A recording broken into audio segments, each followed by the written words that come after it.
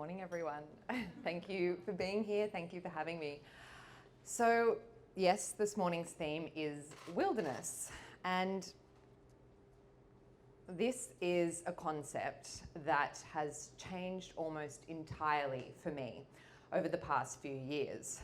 And I've gone from thinking about wilderness as something out there, something that is separate from us, to something that we intrinsically are.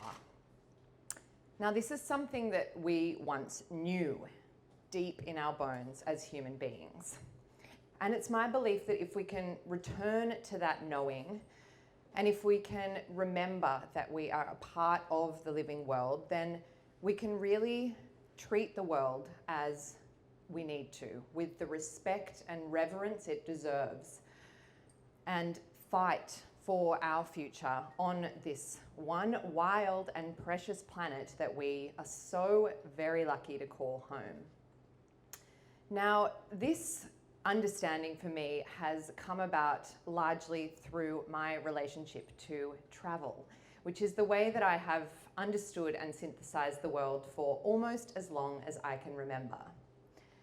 So, as a kid, my parents would take my sister and I on road trips along the east coast of Australia.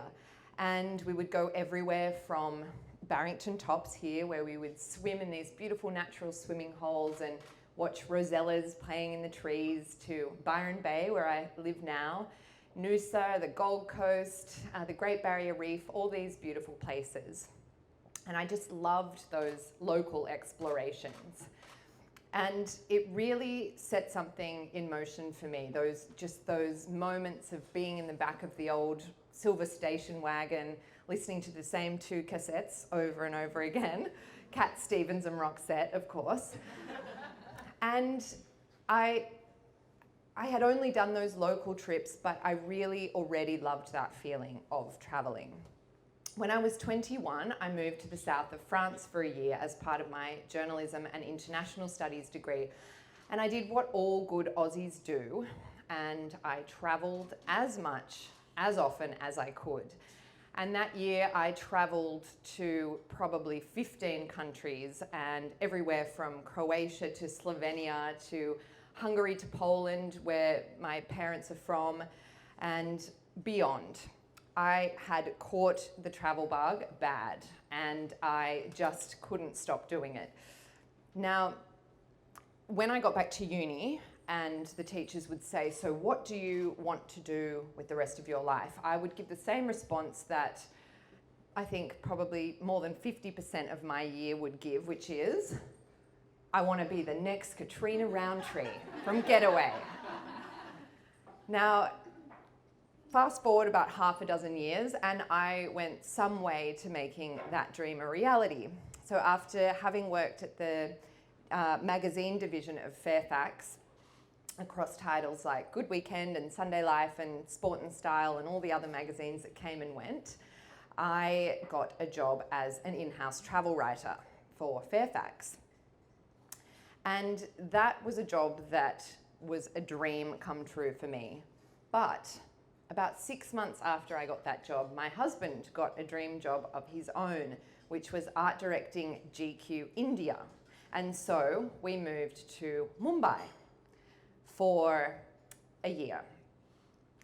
And it was during that year when I managed to keep my travel writer job and was sent on assignments everywhere around India, but also Sri Lanka and Nepal, that I really fell in love with the lesser known parts of the globe.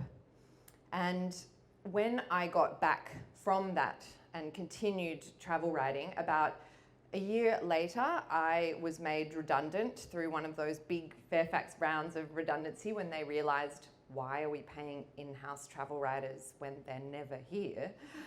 And that only increased the way that I was travelling. And this is a little video up next of the freelance website that I started called Travels with Nina, to give you an idea of what that life was like. Actually, one thing before that, this is a list of the countries that I travelled to give you an idea of the speed with which I was travelling. This is 2018. I went to Antarctica, Botswana, East Timor, Ethiopia, Georgia, Hong Kong, Spain, India, Japan, Kenya, and Vietnam, all in the space of 1 year. And this is the little video. Shopping in Marrakesh.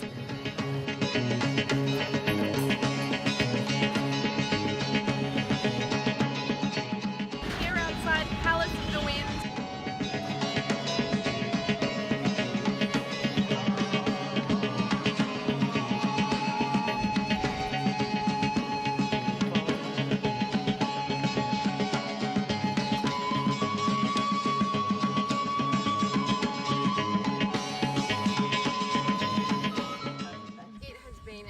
Exhilarating final morning here on Rotorua Island.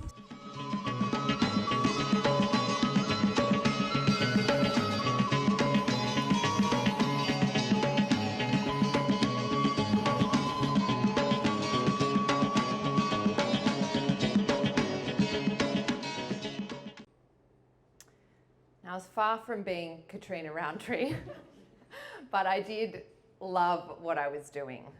I loved meeting people from all around the world. I loved writing about it and getting paid to do that for newspapers and magazines and talking about it on the telly sometimes. And at that point, there was nothing that anyone could have said to stop me. And I loved it so much that what I was doing, that I actually wrote a book about it called Make a Living Living, Be Successful Doing What You Love. And in that book, I told the story of how I had made a living doing what I loved, but also the stories of 26 people from around the world who had done the same. So people like Yuichi Takuchi, a Japanese tiny home builder, Asteria Malinzi, a photographer who was running an artist residency on Zanzibar, and Aleph Geddes, a woodcarver who split his life between an island in the US and Bali, and lots more people who had these very dreamy lives so that the reader could create a life like that of their own outside the box of the 9 to 5. But that story of that book is for another time. Back to the travel and the experiences that I was having. So I was doing things like sleeping on top of an active volcano in Guatemala, exploring the rock-cut churches of Lalibela for Ethiopian Christmas with 250,000 other pilgrims, meeting the Himba tribe in the Namibian desert, spending some time with these nomads in eastern Mongolia, meeting the orangutans in the wild in Malaysian Borneo, and also seeing the devastation that was created by the palm oil plantations there, and traveling to the ends of the earth, to Antarctica. Now, as I said before, there was nothing at that point that anyone could have said to stop me from doing this thing that I loved so much.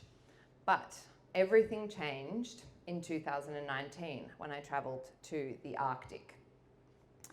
I was sent there in 2019 to a town called Churchill for an assignment, which is the polar bear capital of the world.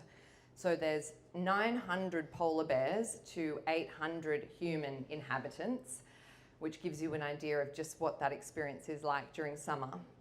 And at that point, I had known about all the statistics related to climate change and global warming, but us humans, we're not really wired to respond to those sorts of facts and figures. We respond to faces, we respond to stories, and we respond to things that are in a close proximity to us. And when I looked at the faces of these polar bears and their babies, and I heard the story of their demise, I simply could no longer look away. So because of the melting ice caps, the seal hunting season is shortening, which means that the polar bears don't have as much food, which is affecting their breeding and their populations. And I really realized on that trip that the polar bears could do nothing to save themselves from this problem. But I could. We all could. And I really came to the realization at that point that I was part of the wild world, and that the polar bears and us are the same family. And if the polar bears died, we would likely perish too. So when I got back from that trip, I realized I had to change the way that I was doing things, and I could no longer travel with the speed and frequency that I had been, knowing that the carbon emissions from travel were one of the main, well, for me it was absolutely, I think I had a carbon footprint that was something like 20 times the regular person. And so I wrote to my editors and said that I needed some time off to figure out what I was going to do with this newfound way of thinking. And during that time, I really thought about, okay, I want to continue doing this thing that does so much good for the planet. It's 1 in 10 jobs. It's, it broadens our worldviews, it expands our horizons, and it just brings us so much joy. But it also accounts for 8% of the world's carbon emissions and leads to the devastation of wilderness areas and things like over-touristed towns. We've all seen those photos of, Barcelona during summer, the lines for the Eiffel Tower, all those sorts of things that are really changing the face of the world. So I asked myself, how can I do this thing in a way that is more conscious and less destructive? And that's when I wrote my second book, which is called Go Lightly, How to Travel Without Hurting the Planet. This is a little video that my publishers put together.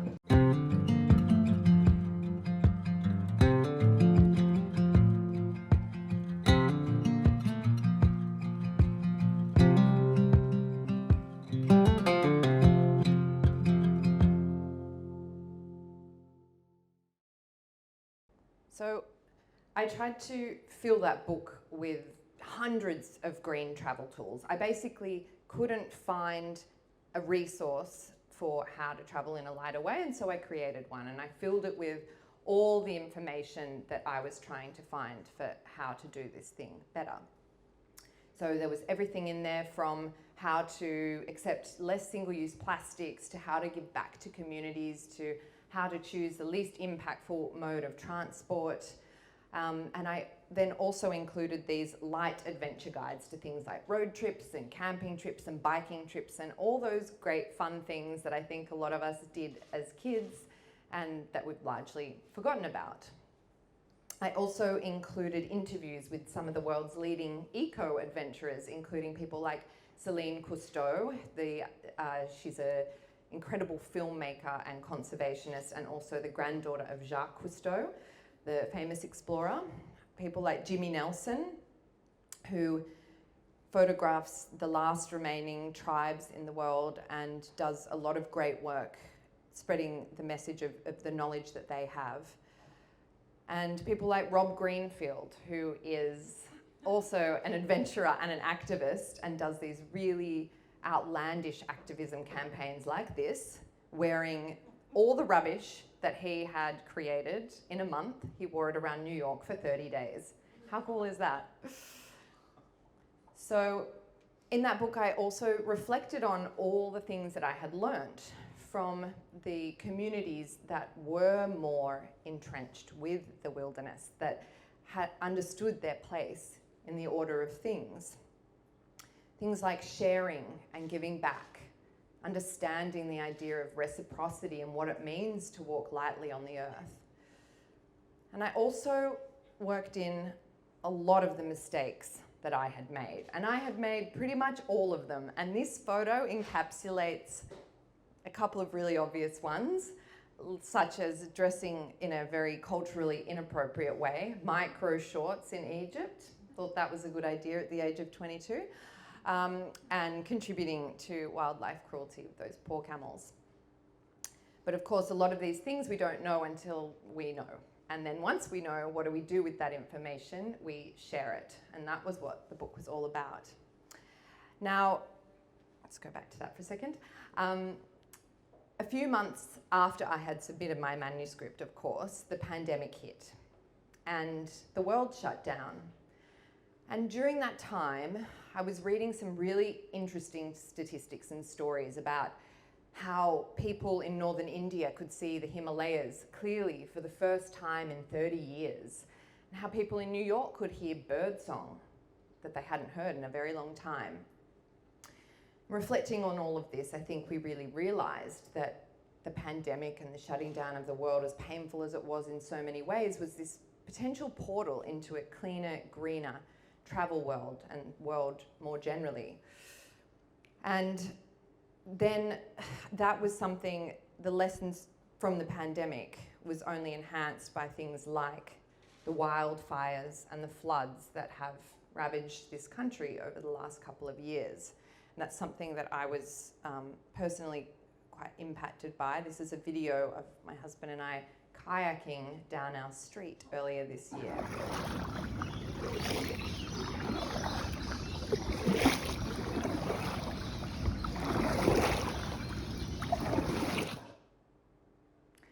Pretty crazy. So basically, I knew that there were ways that we could do this. We could all do this so much better. And as I said, there are a lot of things crammed into that book, but here are a few of the main tips that I would like to share. 3 of them, the overarching themes. So the first one is to take fewer, slower trips. Now that's a photo of my mum in the 70s, because my parents took a road trip around Europe for 6 months back in the 70s. And they did all the things that I now aspire to do when I'm traveling, the picnicking and the road tripping and staying with locals and doing all those things. And they still talk about it 40 years later.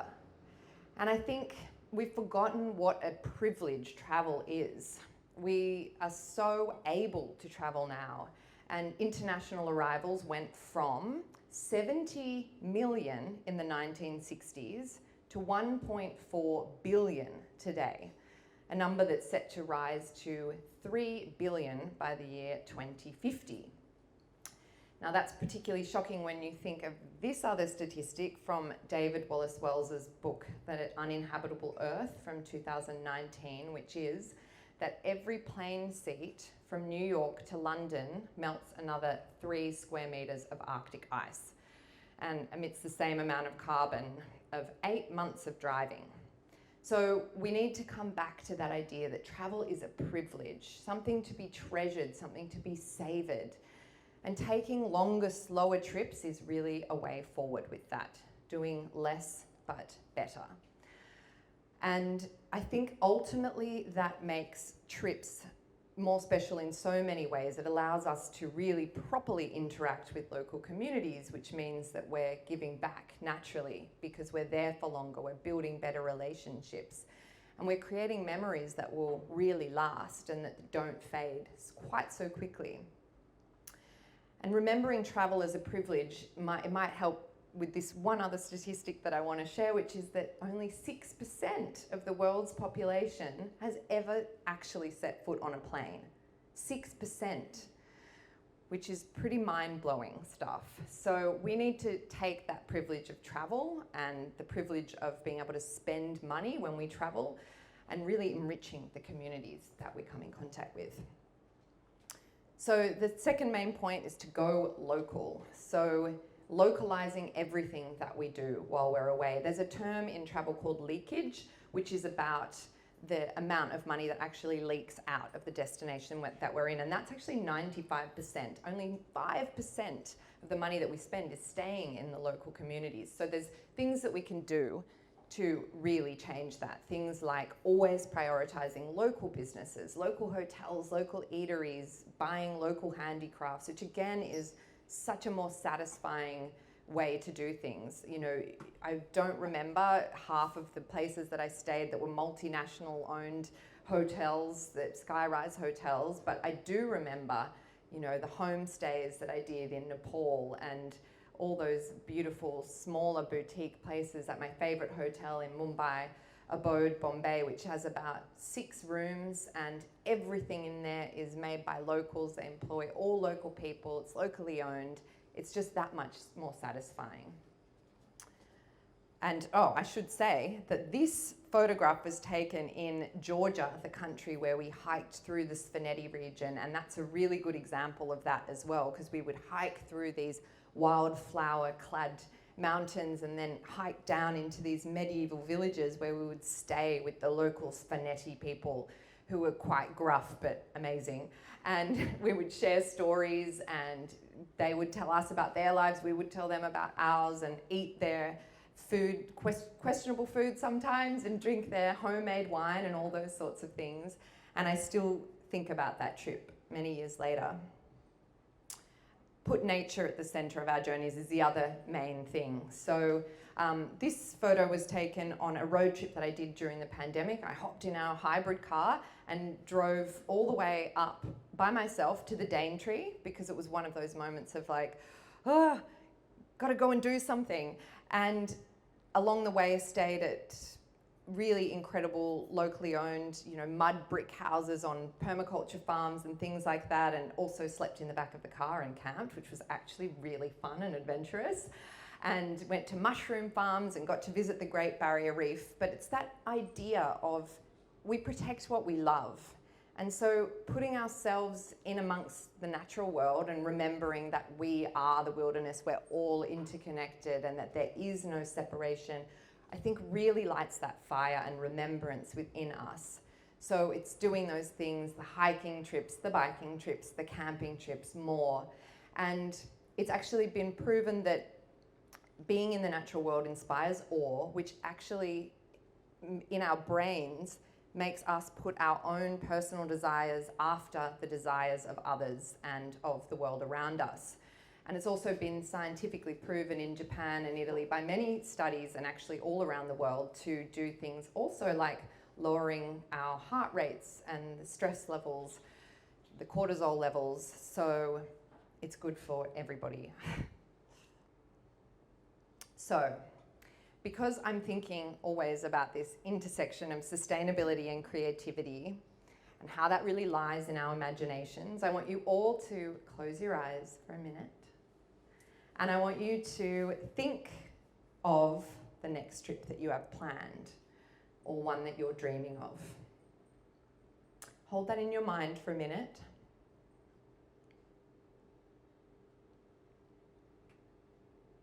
And now think about how you might adjust that trip to go a bit more lightly, to work a bit more of that wilderness in. How might that look? Now, I'd love a few of you to call out what that looks like for you. So for me, I'm envisaging a trip that I've been wanting to take to India, my first overseas trip in a few years, going and staying on a farm somewhere and doing a big long hike through the Himalayas. I saw a lot of smiles. I know you're thinking of something. Yes. I'm planning to go to Vanuatu, and I think I might go to a remote island like Tanna and stay in a locally owned bungalow. Yes, the locally owned. I love that. And also not too far away. Anyone else?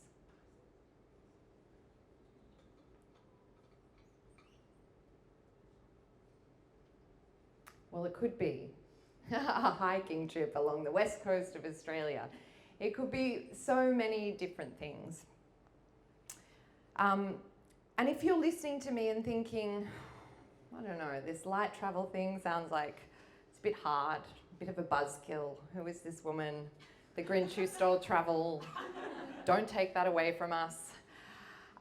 Please don't, because actually this is a way of traveling that will bring you so much more joy and delight, will be so much more satisfying.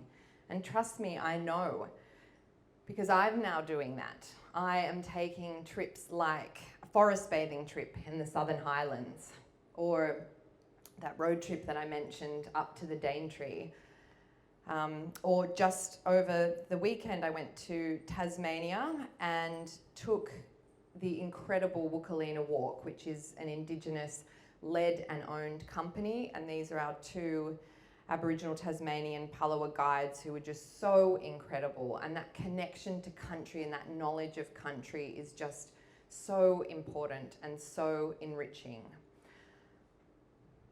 So travel really can be a medicine for our broken world if only we can look at it the right way. It can be a way to rediscover the reciprocity that I've been talking about and to really come back in contact with the wilderness. And that really comes down to, I think, thinking of the generations ahead who are going to inherit this world that we are creating now through every choice that we make through every day, especially when we're choosing the way that we travel. And so when I interviewed Celine Cousteau for Go Lightly, she told me a story that I think sums this up better than anything I could say to end this morning. And she told me a story of a chief in an Amazonian village who was walking her around and pointed to a tree, and he said, "Now that tree is going to make a great canoe. Not for me, not for my son, not for my grandson either. Maybe my grandson's son or his grandson." "We used to think several generations ahead," said Celine to me at that moment. "We need to return to that." And we do. Thank you.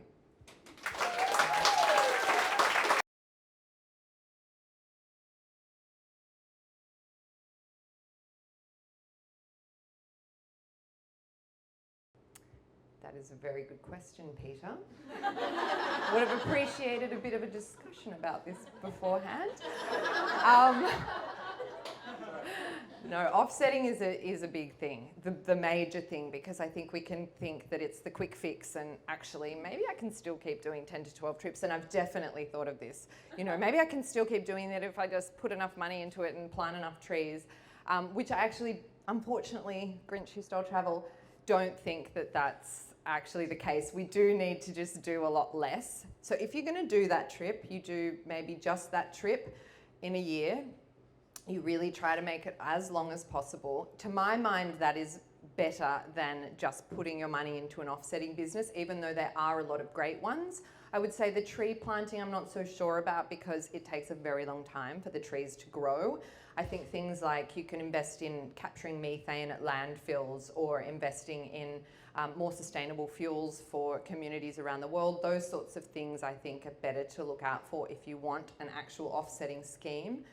But I do think really just traveling in the right way, traveling less but longer, putting nature at the center of the journey, and also really putting that money, the precious travel dollars that only 6% of us are spreading around the world, putting as many of those into the pockets of locals as possible, which takes longer to do that research, but there are such incredible companies now out there that are really prioritizing that.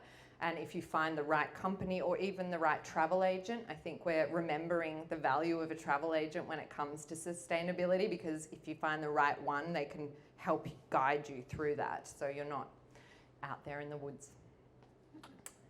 Yes? Is there a company that you use for your travel agents for sustainable travel and stuff like that? Oh, well, no, I don't, but I would. And also, I have travelled with some incredible companies that I used to travel a fair bit with, one called Crooked Compass, that I travelled to Georgia with, and a few other trips that really prioritise those locally owned businesses. It's a small boutique company, so it's really about, you know, putting you in contact with the locals, making sure that you're doing something that not everybody is doing, because again, oh my gosh, that mass tourism thing, like I went to Peru, that's who I went to Peru with, and instead of doing Machu Picchu and standing in those lines that people talk about where, you know, you're just kind of waiting for the photo op for a couple of hours, we did that Ausangate trail that was 5 days, incredibly high altitude, I will say, but we only saw, I think, 3 other hikers along those 5 days, which is pretty incredible. And I had to deal with the whole FOMO of everybody asking me, "You went to Peru, oh my God, what was Machu Picchu like?" I'm like, "I didn't see it." "What? I travelled the path less known. So there are bragging rights to that too. So yeah, looking for companies like that, I would highly recommend. Anybody else? Yes. Oh, No, that's okay. Please. We'll have you and then. I just want to sit down and have a drink with you and have a chat. Oh, let's. What are you doing now? I guess, I'm from the UK originally. My family is also from Cyprus. So for me, I have this like weird sense of home, which isn't just here in Sydney. It's all over the place. And when I try and go home, I try and extend it into like this big trip where I'm there for like at least 4 weeks. And I'm, trying to catch everyone in the one trip. And I'd like to think I consciously travel in the way I do things, but I guess I'm interested in your thoughts on the impact I guess like social media has had, like even just here in Australia, there'll be someone talking about like the figure eight falls down in the national park and everyone flocks down and it just sort of changes the way people travel. It's almost like this FOMO, I have to be there, I have to have a photo there, I have to tick the box. Yeah, and I'm just curious your thoughts about that. Yeah, I have a lot of thoughts about that because I was definitely doing a lot of that. And being a travel writer is actually inherently terrible in that way because you go to these lesser known places and then you write about it for 2 million readers and you think, oh, okay, how do I square that in my head? I mean, I think that it is really about following your own interests in that sense. So we live in this weird world now where it doesn't feel like you can do something unless it's kind of being given the tick of approval by somebody else. You're going through social media and trying to see, how did somebody else do it? How can I follow what they did? But I think I interviewed a really amazing woman for Go Lightly who has written a book called Overbooked, which is also about that kind of over-tourism idea. And she was talking about that a lot, about following your own interests. So you're not going to go to, say you go to Italy and you're like, well, everybody is going to that one particular restaurant in Puglia, I have to go there. It's like, well, do you even like eating out? Is that a thing that you love? Or do you really love live music? And if you do, go and find your particular niche in that place. Or do you really love, I don't know, embroidery? Maybe you can go and seek out that, find your weirdest interest and try to find your own way. And that inherently is going to lead to less of that over-tourism. And also it's going to just feel a lot better, I think, for you personally, because you're having something that is a lot more tailored to you. So I think that's one way to really approach that. Up the back. And this will probably be our last question, Yep. guys. No worries. Go for it. Is there anything you can do to kind of prepare yourself, like get yourself in a bit more of a rhythm of that sort of travel, so it's not like someone hasn't done it before, it's not like a shock to the system and they enjoy it more when they're there? Yeah, I love that question. I think a lot of that starts from the planning stages and when we dream about a trip. And I think this comes with actually traveling less. With the rampant kind of over travel, you don't have time to plan and you're just like, I just don't have time to do that. I'm not even thinking about it. And then you're plonked in this place and you're just, of course, you don't have time to figure out how to do it or go slowly because you haven't really thought about it. So I think that naturally comes with doing less because then you're going to plan a trip. You're going to have all this time to dream about it, I like to really kind of steep myself in the destination before I go there, learning the language, cooking food from that place, listening to music and watching films and doing all those things that really extend the life of the trip. And I am an avid journaler. I actually teach a lot of sort of writing in that way. I think that can really help as well, having a kind of reflective practice while you are traveling so you can write about where you are, or if you're a drawer, you can draw, or taking photographs as well in a mindful way. I talk about that in the book too, not like clicking hundreds of photos on the phone, which I still have a very bad habit of. But Jimmy Nelson, for example, said a really great thing about try taking just one roll of film on your next trip and taking just one photograph each day or every second day and see how that changes the way that you travel and the way that you synthesize a destination. Okay, I think we're out of time.